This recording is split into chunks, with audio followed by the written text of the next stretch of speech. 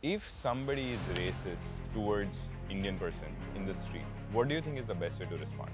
You're different, you have different skin, Yeah. you speak different, that you have a bit of an accent. Eventually, the words they were using got very mean to the Yeah. point where they started to call me a brown dog. What does election commission do in Australia? So the Victorian election that I worked at, we run local state election Okay. and council election. So there's two Got it. elections that happen, Okay. and we look after both of them. A lot of Indian people, I cannot see that they're proud of India. Have you experienced that? There was a point in my schooling where I did not want to be Indian. I wished I was born somewhere else. I wish I wasn't Indian because... Hello everyone, my name is Kano, Ravalji, the founder of Third Culture and the Youth Commissioner at the Victorian Multicultural Commission. In this podcast, we'll be talking about what does it mean to grow up as an Indian in Australia at a young age, facing racism, finding myself in the identity complex. What does it mean for the Indian community as we continue to grow in our presence? And also, talk about the Australian political system and how the Indian community can get involved. Thank you so much for doing this, man. A lot of my friends are Indians, so people who were born in India, grew up in India, and then came here to study for their bachelor's or master's. But very few people I know who have grown up in Australia. And I'm always curious what it is like to be an Indian person in Australia growing up when you're 10, 15, whatever. So tell us about you. How old were you when you moved here? And what was it like, just in brief? Yeah, man. So I moved back in 2007 Okay. when I was 7 years old with my family. And back in 2007, like migration wasn't very hot. The international student market wasn't very hot. And, coming to Australia wasn't, everyone's heard of Canada, everyone's heard of US, but not so much of Australia. And so when we came here, I remember there was no grocery shops. There was maybe one in the whole, like one or two. Indian grocery. Yeah, Indian groceries or even Indian restaurants. It was so hard to find any. And we first moved here, we didn't know that many people. Okay.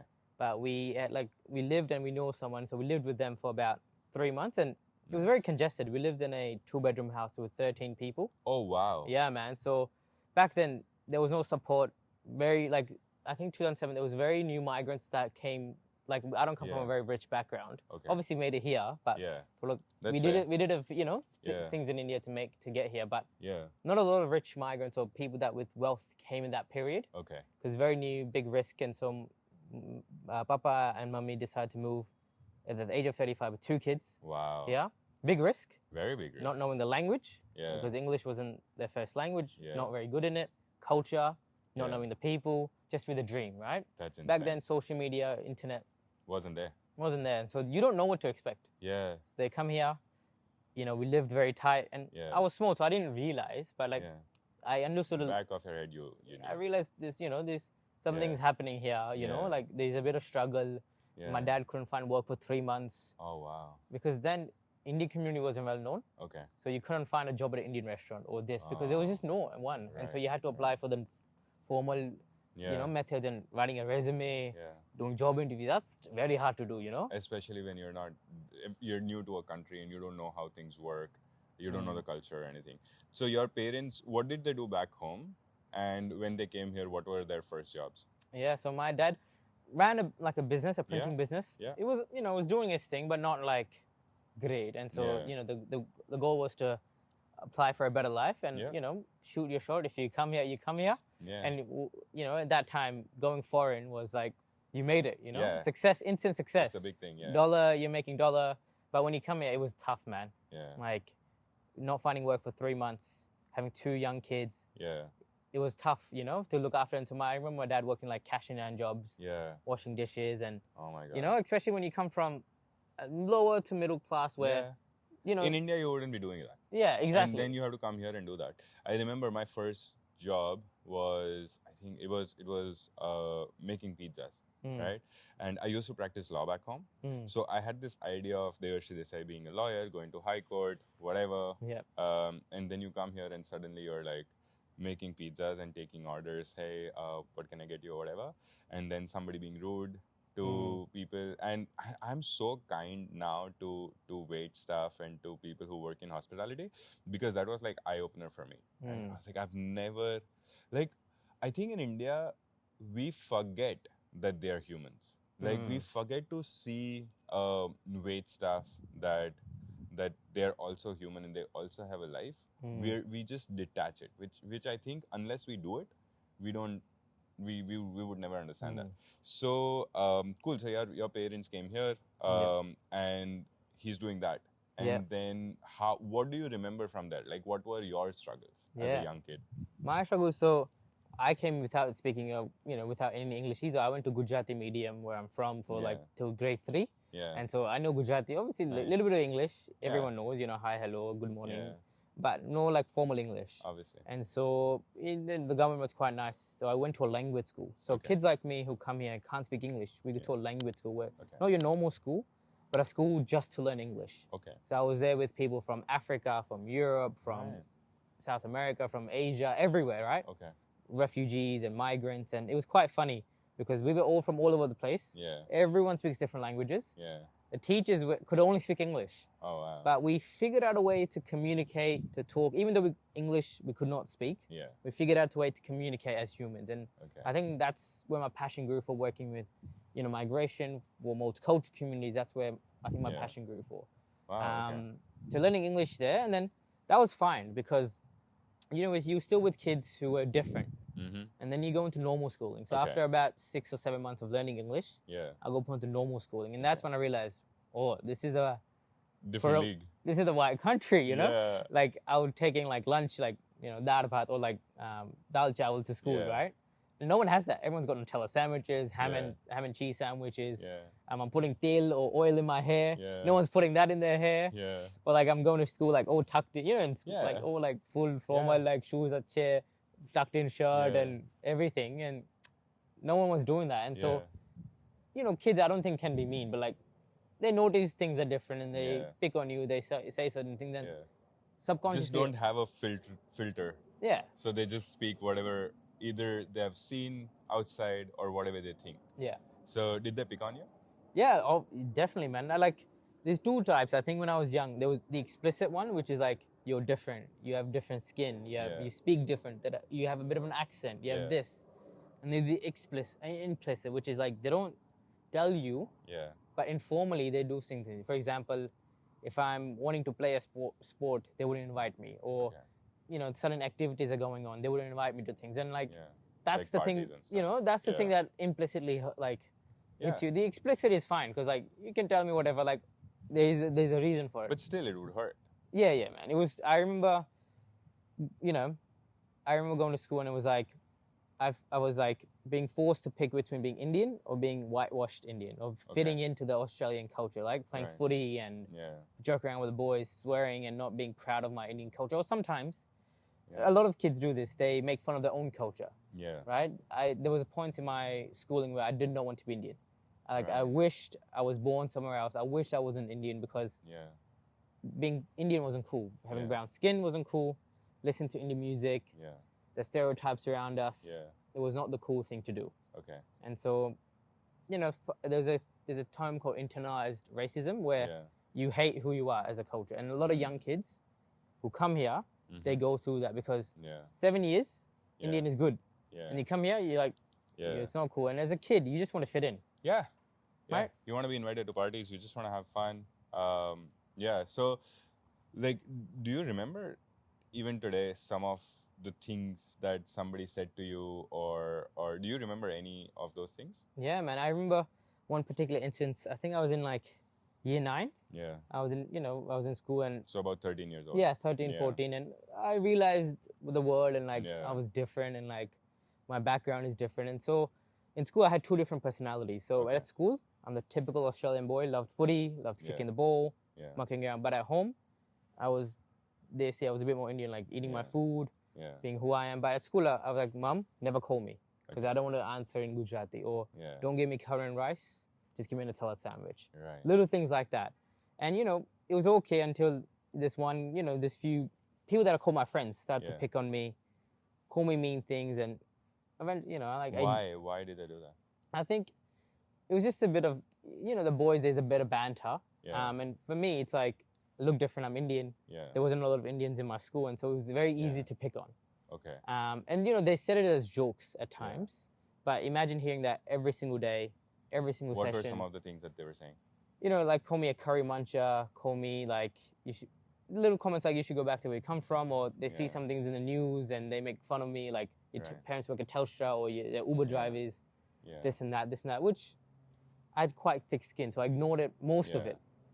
And it got to the point where, I was like, why am I being picked, forced to Yeah. pick between being Indian or Australian? Why can't I just be Yeah. me, man? Why do I Yeah. have to pick and choose? And this kept on going for a long time, and then eventually, the words they were using got very mean, to the Yeah. point where they started to call me a brown dog. What the? And I was like, What the hell, man? I was That's like, not great. nah, man. And he here's the thing. Yeah. I listened to it. I didn't like it. I remember Yeah. going home frustrated, angry, Yeah. and I decided to bring it up to my teacher. Yeah. I'm like, the teacher will hopefully do Yeah. something about Yeah. it. So I went to my teacher and I'm like, hey, sir, this is one student who's been Mean to me. calling me on all Yeah. these mean things. Can you please do something about it? And, it still goes me to this day. The teacher tells me that the things aren't racist, and that I, as a 13, 14-year-old, should just learn to ignore it and, live with Yeah. it. And in that instance, I feel like my world just broke apart. I was like, Collapsed. because Yeah. I never spoke up. As migrants, you never want to like poke out and Yeah. be in the news or whatever. And so I never ever spoke up. Yeah. And it got to the limit. And when I did speak up, Got shot down. yeah. And so it was hard, man. I remember going to school. At times I would hide myself away from like lunchtime in school. I would Yeah. go to the sessions, Yeah. lunchtime recess in the library, or because I realized if I can't be seen, Yeah. people can't pick on me. Oh man, that's hard. Because one thing that would be hard for you is that when you go to India, you're still different. Mhm. You know what I mean? Yep. I have a lot of cousins who live in different parts of the world, and when I was young, again, like being young is the thing is that the intention isn't necessarily bad. You just speak whatever. So I when I look back, I know my intention wasn't bad or wasn't to hurt them or whatever, but it was mixture of, I think I was a little jealous of them, thinking that they have such a better life in the US, for example, and I'm stuck in India. Right, that was one thing, because my reference of United States was Hollywood movies, and that's all I thought people do, right? And I was like, oh shit, they're living that life.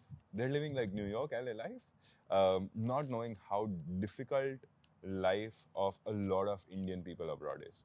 And when they came, so they would have an accent, right? Because if they're brought up there, they would have an American accent. And they wouldn't fit in with us or my friends or my cousins who were born in India. And I never realized that they don't fit in there as well. Yep. Which was such a struggle now that I'm grown up and I look back.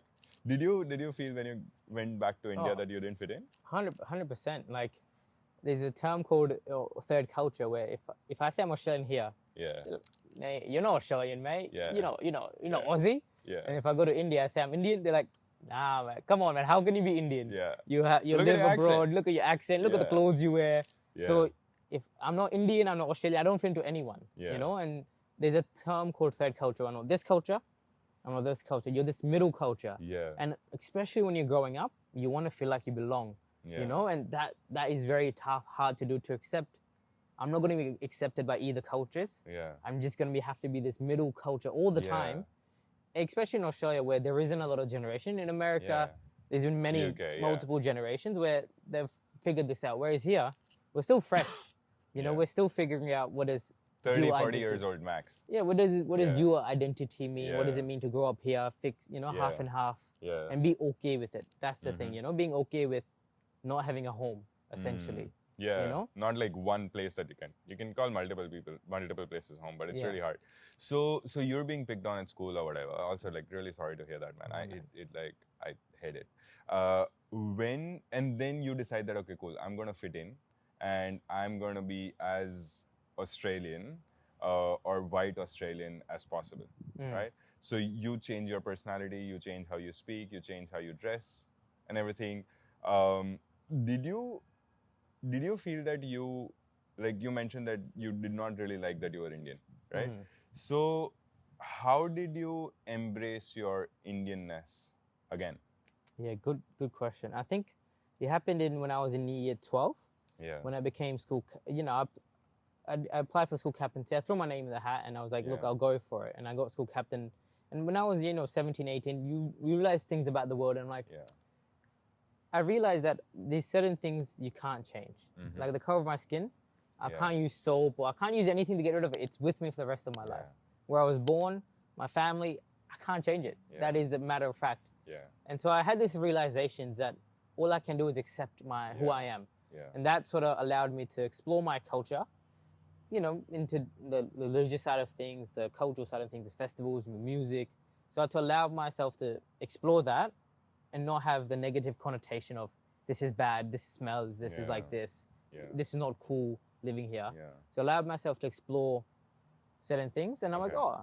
oh, okay, the Indian food is good. This is, Yeah. wow, this is very nice. I understand why we do this. Yeah. I really like this about our culture. And I was like, I realized that living here now, I can't be too Indian. I can't be fully Aussie. I have to pick and choose the best things out of both culture, which I Yeah. think is a privilege Yeah. to see the third perspective on both sides. Yeah. And so in year 12, I was like, look, I'm going to be proud of my identity. Right.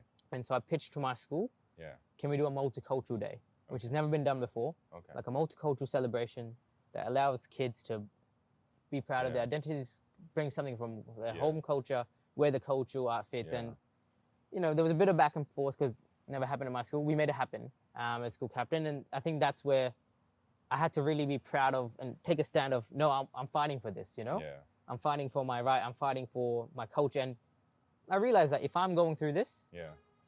other kids are going to do the exact same thing. True. My family, my future kids, Yeah. Bullying doesn't change. Yeah. That is one thing that I feel pretty strong about. And I just love India. I love everything about India. I defend India at any level, in any conversation, with its good, with its bad. I have researched facts in detail, which is if this thing comes up, I know what to do. Because again, a lot of people, whenever they talk about India, it's like, oh, it's dirty, whatever. But they don't see the way how the whole thing works, which is like, if a country gets independent, then there is a phase. There are phases, right? Which is like, there's going to be no progress. There's going to be, very little corruption, but then corruption increases a lot.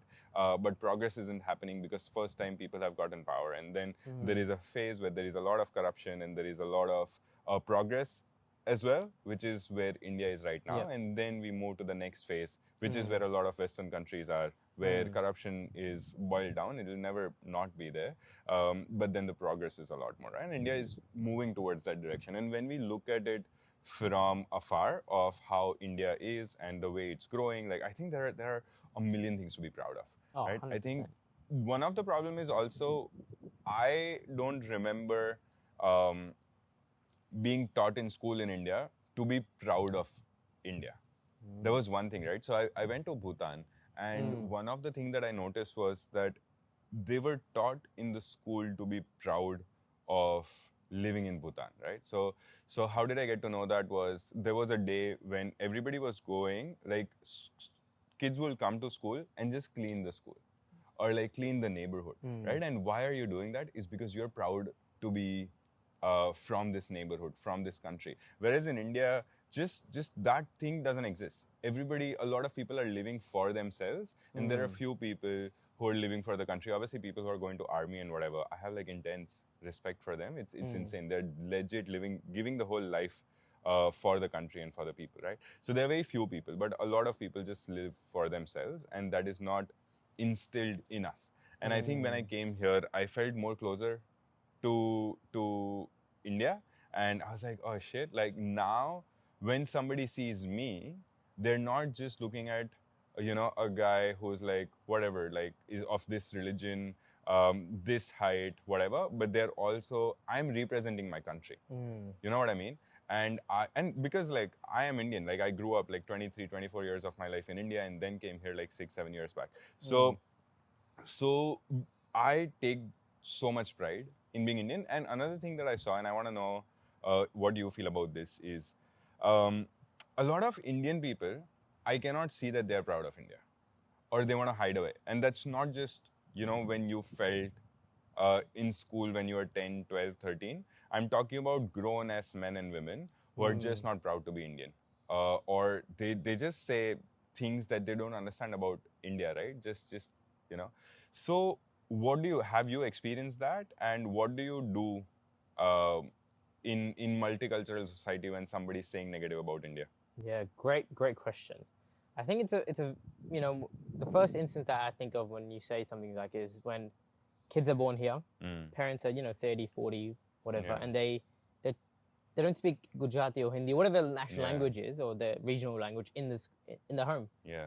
They teach their kids English. Yeah. And I was like, why are you doing that? Because they will learn English either way. They live in Australia, they're going to learn English. Yeah. You should teach them your regional language, whatever that is, because they won't have the opportunity when they go back home. True. They just won't not, so they can talk to the grandparents. Yeah. Or language is a big part. And so when I see parents teaching their kids only in English, or get them to speak only in English, I'm like, doesn't make sense. Doesn't make sense. Why are you doing this? Yeah.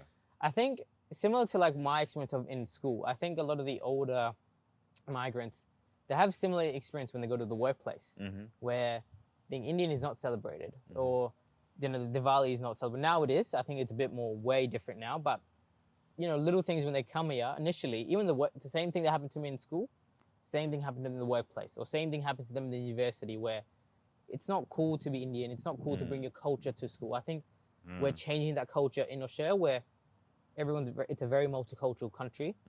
You have to bring your culture to work. Even if you don't bring your culture, as you said, you walk into a room, people will straight away see you're this height, you look like this, you're a man, you're brown culture, you have brown skin, you're wearing this. Yeah. The connotation will always be there. Yeah. Right. The stereotypes will always be there. Yeah. So I don't think there is I think workplaces and people should encourage bringing their culture to workplaces, and I think I see that in the older migrants. Yeah.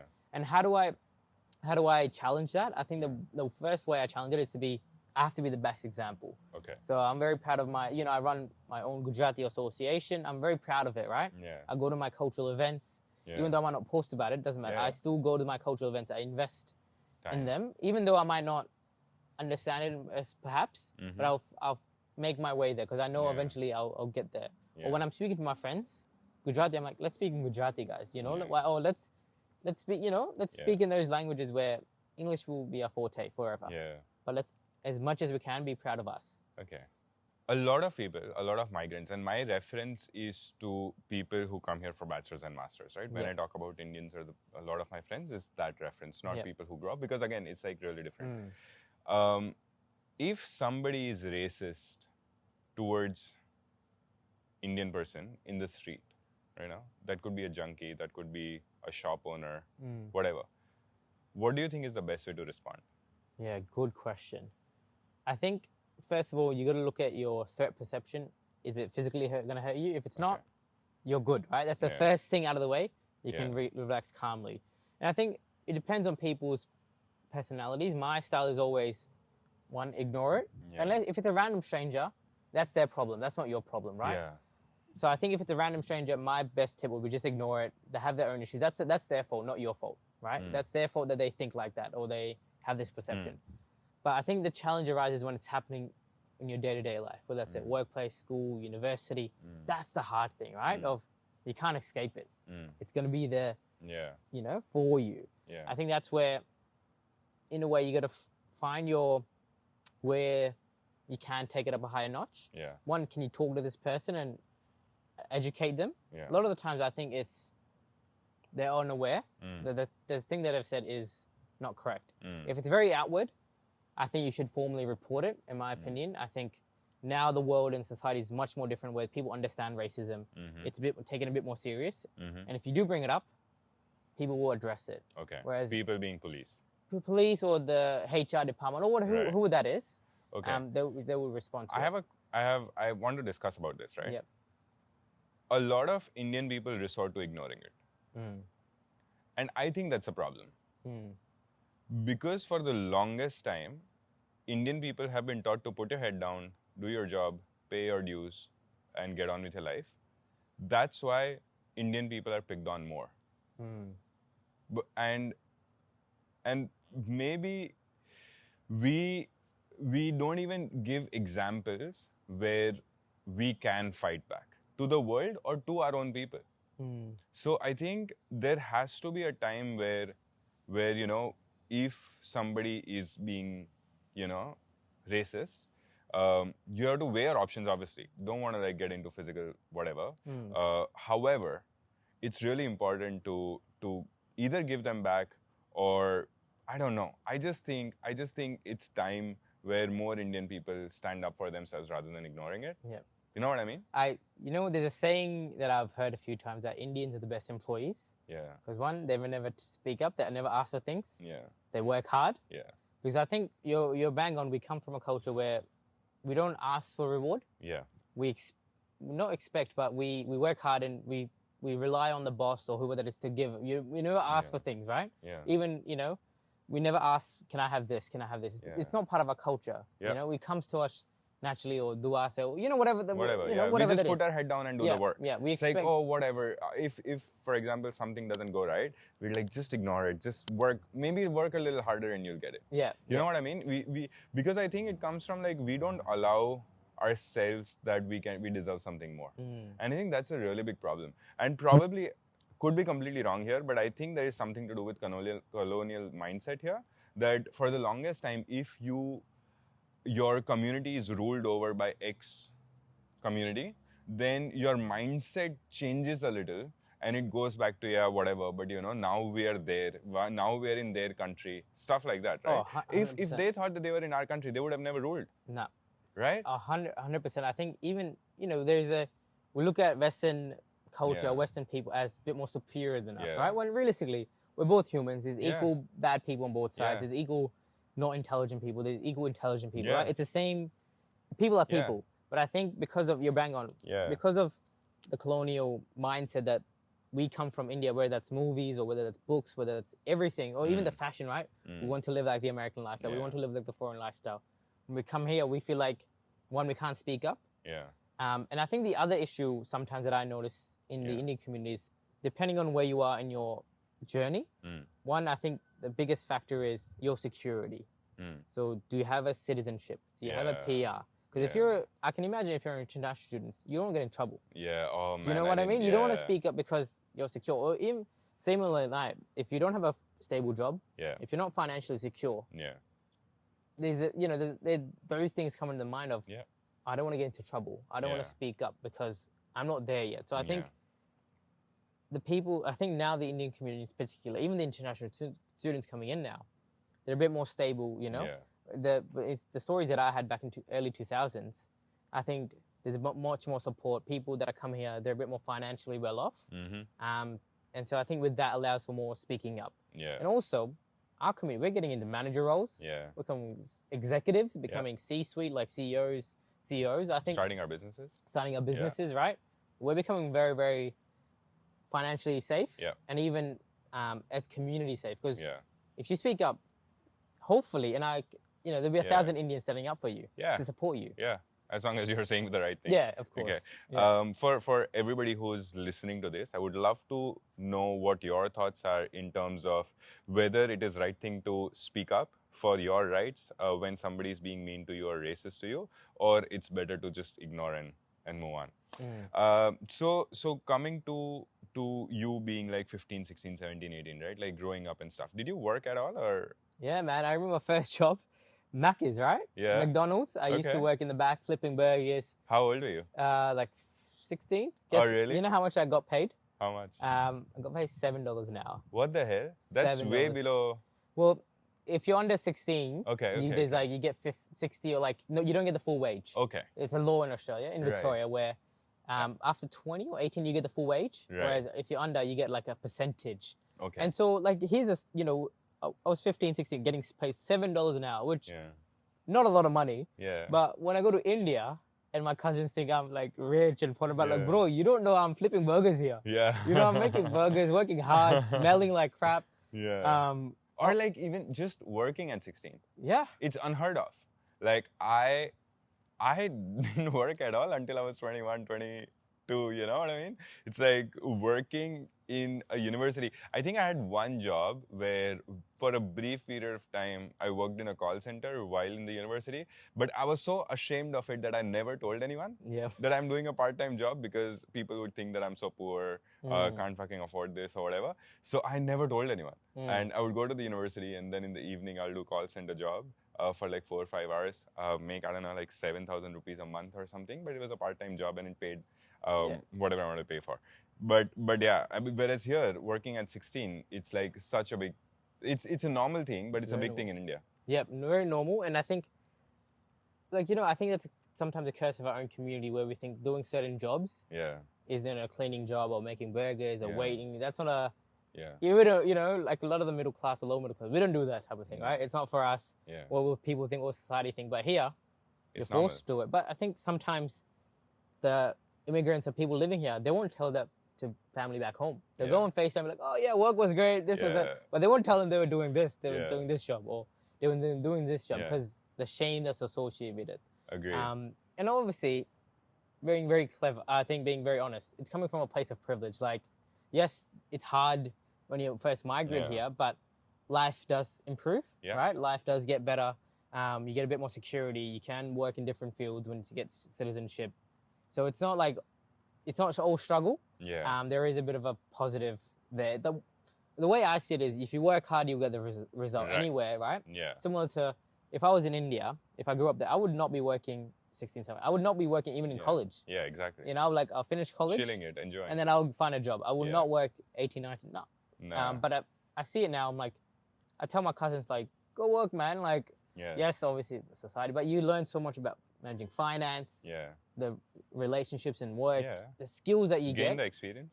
Yeah, experience and skills that you get is so much. So you start working in McDonald's. Yep. Then what was some of the notable jobs that you have done? Yeah, so obviously McDonald's, and then I worked at a call center for a little Yeah. bit. I was a big believer of trying everything. Yeah. I listened to Gary Vee, who's a very Yeah. famous motivational guy, and he's like, taste everything. So Yeah. the call center, I worked at the Australian Open. I did Oh, all nice. the random jobs Yeah. possible, all the random jobs. Until, and I even worked at the election department. So I applied Okay. for an election job. Okay. 18, did not have any experience, did not even vote. Yeah. Applied for the job, and I got it. And Okay. yeah. What was the job? Yeah, so my job was to go out to different communities and Oh. teach people how to vote. Wait. So what does election commission do in Australia? So the Victorian election that I worked at, we run local state election Okay. and council election. So there's two Got it. elections that happen, Okay. and we look after both of them. So it's a big organization, but there's the planning of it, the printing of the ballots, the whole, Yeah. everything. And my job was in the education team. So my job Yeah. was to go out to different communities and teach people how to vote. So I worked Okay. with your multicultural communities. I taught to Hindi community, Yeah. Gujarati community. I had, to the Burmese community, this community with Yeah. interpreters. Nice. So that Okay. was my job. One very surprising thing that I find about Australia is that people still vote on paper. Yep. Bro, what? It's 2025. Yep. And you guys have this massive paper where you go and Yeah. vote or write a number Yep. and then it gets counted like Yep. that? Well- By humans? Yeah, man. Look, What it's a long process. You're counting millions of votes, doing lots of numbers. And here, it's That's not like insane. whoever gets the most votes win. No, it's a preferential system. Yeah. So you get 1, 2, 3, 4. It's very complicated. Okay. But If it you- works. Can you explain very quickly what because in India it's like whoever gets most vote Yeah. wins, right? Yeah. It's really simple. Mm. I think even majority of countries Yeah. it's like that. So what is this preferential system voting? Yeah, to break it down to simple ways. Yeah. You can get a preferential voting system is where you put your preference on 1 Yeah. to how many candidates are. If there's 5 Okay. candidates in a ward or in an area, Yeah. you have to number every box. Okay. So my first preference is 1, my second preference is 2, Yeah. 3, 4, 5. Yeah. 1 being my most preferred or my favorite person to win. Yeah. And the reason why we have it like this, and I personally love the system, Yeah. because in a system like where majority wins, Yeah. you can have a voting system where 51 vote Yeah. for 1, 49 vote for 1. Yeah. And so in that system, 49% of the people aren't happy that this person won, Mm. right? Because they got 1% more. Yeah. Whereas in in the Victorian system or the Australian system, even if your first preference is a win, let's say I vote for party A and they don't win, Yeah. my second vote will count. Okay. So if my party A is out of the Yeah. count, the person that put second, my vote Yeah. will count towards them. And Right. if my second person is out of the race, Yeah. my third person will count. That's interesting. And so if you do the numbers and the tallying up, Yeah. overall, people will be more happy with the winner, Okay. because even if my first person doesn't win, Yeah. that's okay because my second person won. Right. If the okay. second person doesn't win, at least my third yeah. person wins. Yeah. It's so- more fair. Yeah. Yeah. It a little depends. bit. I also want you to explain a little bit of political system here. So Mhm. how we have municipal municipality and corporator in India, Yep. there's something called councillors here. Yep. Right? So can you explain how that hierarchy works? Yeah, so similar to in the Indian, because we're both based from the British colonization, Yeah. so very similar system, where here you have 3 levels of government. Yeah. Level 3 is local council. So I'm from Wyndham, from in Victoria. So we have Wyndham Council. You might have one in Adelaide, Queensland. Everyone has councils, or municipality as we call it. Yeah. And for that, there's about 8 to 10 councillors. Okay. So they're voted from people in their own area. You vote, and the council gets elected. And these usually are your local champions. Okay. There's about 8 to 10 of them that win. So in a council. Yeah. So they're your local champions, your local people, and it's not a full-time job for councillors. Mm-hmm. They get paid a fixed stipend, and they can work in how much they want. So normally councillors have a full-time job or a part-time job, and they're advocates, right? They want to do good for their community, for their area. And there's one mayor. Usually that's voted by the councillors. They vote for one mayor. Depending on where you live, usually it's 1-year terms. So the mayor is full-time. Okay. They look after the council. Yeah. They decide here's the park that should be built. Here's the road, here's that type of thing. So local area things. Okay. So isn't that the 4-year term? Yeah, that's a 4-year term. Okay. Okay, cool. So you get elected, and then there's a 4-year term, and that's like the corporator level or councillor level. Yeah. Yeah. Right. If you want to win a state election, then there is upper house and lower house on state level as well, and on a federal level as well. Exactly. So there are definitely similarities from Indian political system because it's based on British political system. Okay, cool, got it. And have you ever thought of running for election? 100%, man. Yeah? I'm a very political man. I love my politics, coming from election department, and I'm a big fan of diversity, big fan of anti-racism, of people working together. Especially migrants. And so I'm a big believer that if you want to change the system, you have to be in the system. Right. You can make noise all around the system, and that has influence. Yeah. But the way change making works in Australia, in my opinion, is through legislation, through parliament, through policies. Okay. And that can only be done when you're in the system working on it. Yeah. Right? The external pressure will help. But you need people inside who can listen to the outside noise, listen to the current powers, and be that middle person that can navigate, which is a very tough job to do. Okay. Because there's expectation from the community here, there's expectation from here, and then you have to be that middle person that takes it all in. So one of my roles is at the Victorian Multicultural Commission as a youth commissioner, which is a similar makeup to a council, where there's about 12 of us. We represent different communities, different people. We're an independent branch from the government itself. And our job is to advocate for multicultural communities in Victoria. Is there an issue that you can share that you're working on right now? Yeah. During COVID, in Victoria, we had very strong restrictions. It was very complex. Yeah. Right? 5 kilometers, this. It was very complex. And if you, from a multicultural background where English not your first language, where you're not connected to mainstream media, you're not connected to, like my parents, we go home, we watch the Indian news. Yeah. We don't watch Channel 9 or 7, right? They watch the Indian news. And so how do you get that knowledge to them? So one of the big things that we worked on was running sessions with multicultural leaders or communities that took the government's policies of the day or the rules, and we disseminated that to the multicultural communities. Are there a lot of Indian people contesting elections? Because again, I'm coming from an outsider, right? I still have Indian passport, vote in India and all those things, right? So I'm very keen on politics, have always been, whether it's India or Australia as well. But I don't see as much representation as I would like to see. Is that something that you agree with? I think so. For the amount of people we have here, we don't see a lot of representatives. And I think there's 2 reasons. First of all, if you're living here, life is, if you're a full-time job, life is good, right? Life is it's stable, it's good. And compared to India, regardless of which party comes in control, your life is not going to change. Whereas India, what party is in... It might affect. It affects a lot of people. Whereas here, it's a bit more even Steven. So it doesn't affect day-to-day life. So I think people generally are a bit more laid back when it comes to politics, because it doesn't really change the minuscule day-to-day things. So I think that's number one. And secondly, I think I see last local council election, we did see a lot of Indians going for council, but I think my personal perception is you need to branch out. You can't just rely on the Indian community. Mm-hmm. To win an election, Yeah. you need a lot of support from Yeah. all different backgrounds, from all multicultural communities. And I think you need to be able to do that really well. So not just relying on your sole Indian community.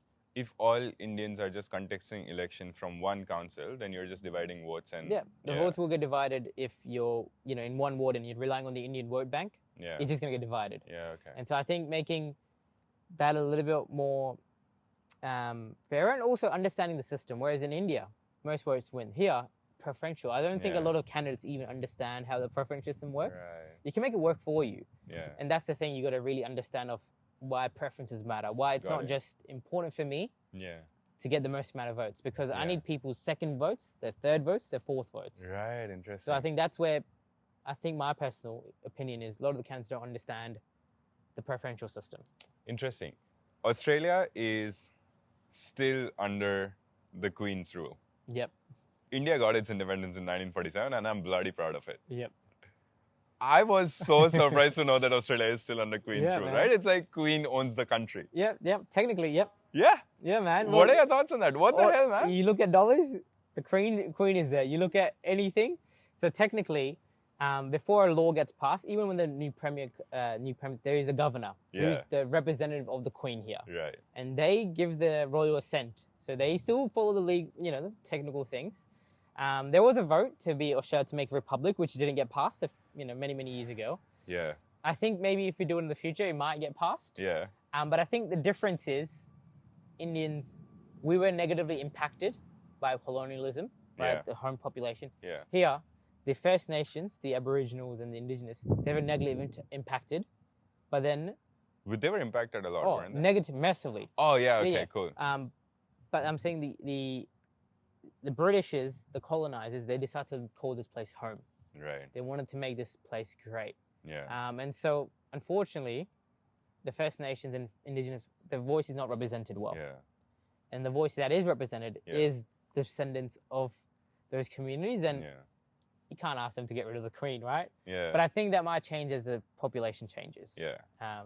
Okay. Yeah. Do you have a side which you're choosing? I do, but I probably won't say it loud. I think we'll see how the vote goes. I think nowadays it's a bit more off tangent, but nowadays we're so polarized in opinion because of social media. Like there's a vote that happened called The Voice. Yeah. In Australia, I think last year or the year before, where everyone was very confident. It was a referendum, so everyone had to vote all across Australia. Everyone was confident in their views, but then when the vote came out, it was totally different. Oh wow! To what people expected. What was the issue here? So there was a voice where the current constitution doesn't have the First Nations voices in them. Oh yeah. And so the whole, this happened last year. Yeah, the yes or no vote. Yeah. And so it was a big part of having a process in place to implement treaty. Yeah. To have First Nations vote. Yeah. Voice, which I think should happen. 100%. But then you look at the vote. And majority people. Majority, it was strongly no. What the hell, man? And so I think that's what I mean of we live in such a polarized world. Yeah. What we think is right. Yeah. You really only know when the vote comes out. You might think this party's going to win, this party's. Yeah. That's why I love elections and politics, because that's when you actually find how the whole country thinks. People will be nice to your face. Yeah. People will say, I love multiculturalism, I love India. Yeah. But you really understand when the voting comes out, because that's secretive and it's anonymous. Yeah. And I love that reason, politics, because you really get to understand the psyche of every single person living here. That's interesting. Wow. Okay. Yeah, I remember there was a massive thing about this, and then now that you mentioned, it reminded me that it was no, and that was just really surprising. I heard on radio and different places, and it was very surprising for me as well. Like, how can you? It just somewhere it breaks my heart how. And this goes back, this includes Indian people, right? It's not just white people, it's also Indian people who are not in touch with or not aware of or have never tried enough to get to know First Nations people. And some fault is also of like universities and stuff. For example, I came to study here, right? And hundreds and thousands of international students come to study here. Yep. And it it's so hard for us to know about First Nations people. Yeah, man. You know, it's really hard, and there are no systems in place. Even if people want to know that there are no ways to know it, the only thing that they would do is you know, acknowledge the country at the start of the event, but never explain why do they do that. Yeah, it's not fair. 100%. Even when I came here, we weren't taught about First Nation in school. We're not taught. We're taught James Cook, who was like one of the first person that came here, that discovered Australia. But I don't think we're taught about First Nations, and that's a form of, you can say, systematic racism, where certain voices are silenced. Which I think we should change, in my opinion, because, you know, we should learn about whose country this was originally. We should 100%. learn their culture. We should give them the space and the support, right? Yeah. Because imagine if the British came to India, got rid of all the Indian people, and they made their country, and then there's literally maybe 1 or 2% of the population is Indian. Yeah. And we have no rights. Yeah, bro. I feel so strong about this thing. And also because my grandfather was a freedom fighter. He was like born in 1920, and like at his peak, you know, like hot blood, he was like into this, went to jail and like escaped from Britishers and bunch of things, right? So that's what I grew up listening to and all those things. That's why I feel pretty strong about obviously India, but just Indians in general, and people who have those rights, and they should fight for those rights. Awesome. Can I bring another point? I think what also changes is the multicultural community, or the Indian community. Once you get established, the issues that you were passionate about, they're about racism, about supporting new arrived. You're not as supportive. I think that is true. You know, there's certain communities who are very supportive, but once your house is built, you're confident, you don't want to help out anyone else.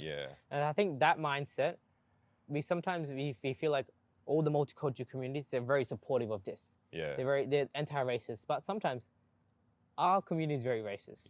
To our people in our different caste, to people of different color of skin, we're racist ourselves. So I think there is sometimes a perception that the multicultural bloc is together, they're strong. But sometimes there's infighting happening there. There's racism in there as well. And when you get stable, people don't want to help the newly arrived anymore. They want to focus on the economy. They want to focus on the business. Building another house. Which is fine and all, but I think it's also important. you got to remember, like, for example, when we came here, we got so much support, right? To be able to be at this place now, we have to also give back, I think. Yeah, no, I love that. Awesome. We're coming towards the end of the podcast. Why don't you tell about what you do now and why you do it?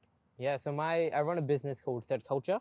So the commission position is a part-time position, you could say. My full-time is my business called Third Culture.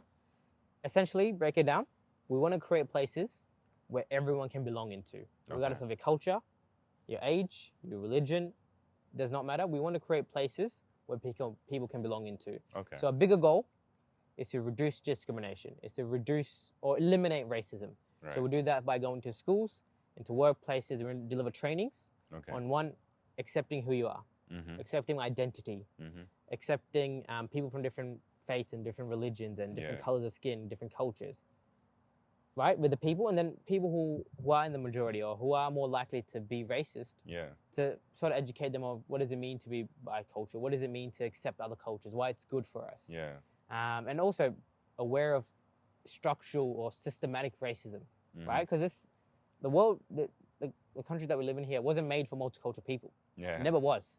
And so we have to be aware of what are the structural things in place, that structural racism in place to not make us succeed, pretty much. That's what we do with schools, with workplaces. And part of that is because I had that experience. Growing up, no one told me it's okay to be different. It's okay to be brown. So I want to be that person that can go into schools, to workplaces, and be that representation. So that is my full-time business. What would be the ideal scenario? Like, what would be the outcome that you would want to achieve through your social enterprise, I believe, or startup, Third Culture? What would be the last thing? I think the last thing for me would be the very big picture thinking, but eventually I'll step away from the business and I have CEO of a young team who's relevant to the day. Because racism, if you track it, before us, Indian community, there was the Italians and the Greeks.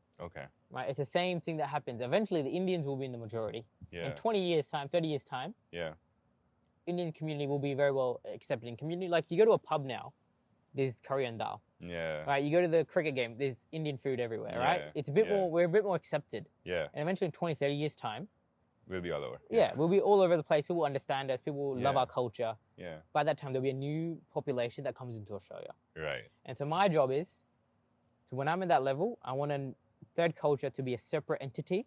They can still work on the human causes. They can still work on human rights. Love that. And so the bigger picture will be it's an organization that is ever evolving Mm-hmm. to the changes of the day. And that if that means me stepping out, so be it so. Okay. How do people find you or third culture? Yeah, well, hit me up on Instagram, Kano Ravalji. I love sharing resources. Come and DM me. I have a lot of networks in the multicultural space, in the migration place. Let me know. I can help you out. And also, man, just message me. I'm very chill. I've replied to everyone. I'm not like that. I'm very keen to help out people. I'm a very people's man. Legend, dude. Awesome. That was great. Thank you so much for explaining everything about politics and your journey as well, and sharing really vulnerable and those insights. So thanks for doing this. No, my pleasure. Thank you. Awesome.